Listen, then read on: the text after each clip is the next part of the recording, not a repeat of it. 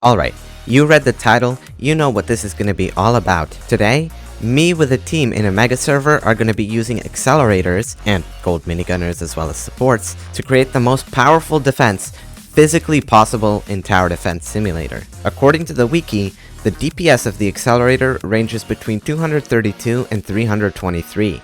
If we take the average, we get around 280 DPS. In a mega server, every single player can place 8 accelerators. That'll give us all a total of 48 accelerators on the map at once. 48 accelerators, all dealing 280 DPS, will equal a whopping 13,440 DPS. Combined with the commander's ability, and also some golden minigunners, we're about to create what is the highest damage defense in TDS possible. Let me begin my voiceover here in the lobby. What you're seeing here is already 10 minutes after when we started waiting for the map. We just kept cycling through the maps, but it didn't want to spawn. Eventually we got Toyboard, and that's the map we were gonna need because it has the most room around the start, since you can place towers behind the entrance. We load in and we see a blessing.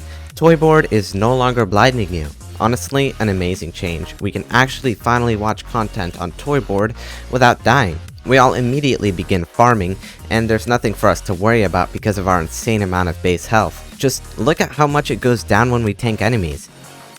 We could have probably easily tanked all the way until wave 10. But around wave 10 is when we got our first early game defense. So with golden soldiers, a golden crook boss, and a toxic gunner, we have established our early game defense. On second thought, we probably didn't even need that, because if we kept farming, we could have probably just placed golden minigunners and been done with our defense there. Everybody's seen molten mode gameplay by now, so it's not that interesting. Except for wave 16 here, where we got probably the worst RNG I have ever seen in TDS. Every single mystery, except for one, was a boss. Out of fear for our lives, we got our savior, a golden minigunner, and we ended up taking down all of the bosses. I noticed a guy over there was farming with all level 4 farms, which if you're a good player in TDS you know is cringe. If you're ever farming, make sure to go straight for level 5 farms. Don't ever leave your farms on level 4 just like that, because their cost efficiency is not great. Wave 20, we got some molten enemies, which are just free money essentially, because, well, they're easy. Yes, they got a little bit far, but we were not worried, we had a golden minigunner.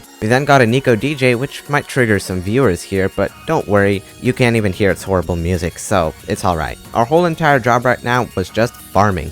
We had to get up our max farms as soon as possible, so by the time wave 40 rolled around, we had as much money as possible and we had the best possible defense. I got 3 commanders just because that was the best spot for them, and I didn't want people placing their towers in that area. I upgraded all of my commanders and I was ready to chain, except I didn't really need to because the towers we were getting were already strong enough as is. I got a level 4 accelerator, and then I realized that that was probably a good idea to place a medic.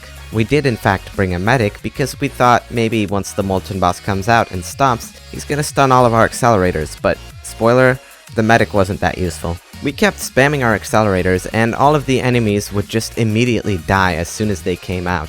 This is honestly like not even TDS at this point. This is just literally free. And take a look at this sound.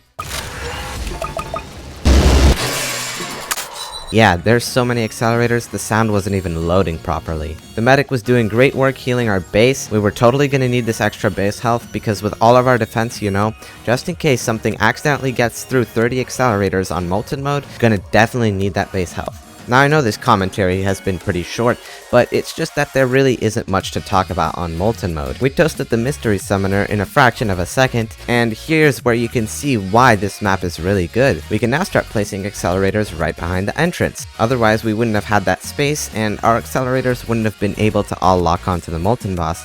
Mystery bosses were also super weird. The accelerators literally killed the mystery bosses faster than the amount of time that they had to spawn the enemies inside of them.